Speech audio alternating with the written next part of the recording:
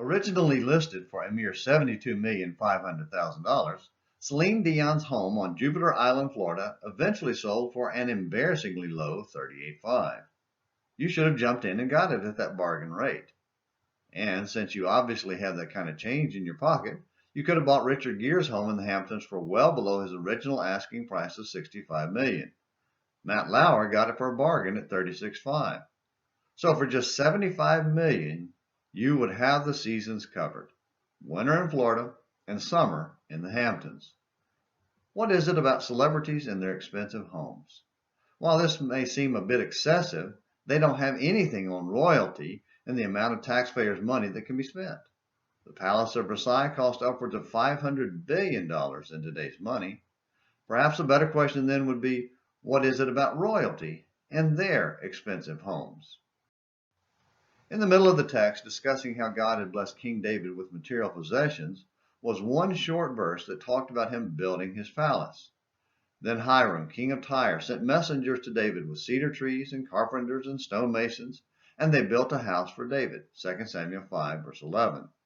There's not enough information in this text, or its parallel, 1 Chronicles 14:1, to tell how much it cost. But it likely was the most expensive home Jerusalem had ever seen, at least until Solomon built his palace a few decades later.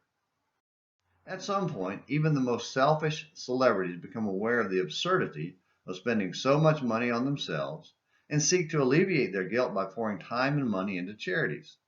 For royalty, it's more complicated, because as the head of state, their home is a reflection of the glory of the country.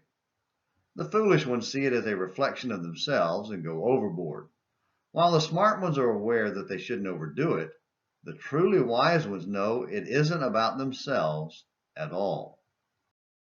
We know David was one of those truly wise ones because of two passages in 2 Samuel. One is his immediate reaction to the completion of his palace. Instead of celebrating himself and his own glory because of the size of his mansion, 2 Samuel 5:12 says, "And David realized that the Lord had established him," that is David, "as king over Israel, and that he," that is the Lord, "had exalted his," that is David's kingdom, for the sake of his," that is God's people, Israel. To paraphrase the old saying, David remembered it was God who brought him to this dance. Eventually, his desire to honor God drove King David to try and build something big for God. 2 Samuel 7, verses 1 and 2. We'll discuss that in a later video. What about us?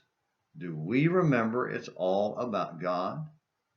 Whether we live in a costly mansion or a cheap box doesn't matter, as long as we're building a home for God in our heart. Which building is your focus? Thank you for watching today's Morning Minutes in the Bible. Until tomorrow, this is James McClenny, hoping you have a great day.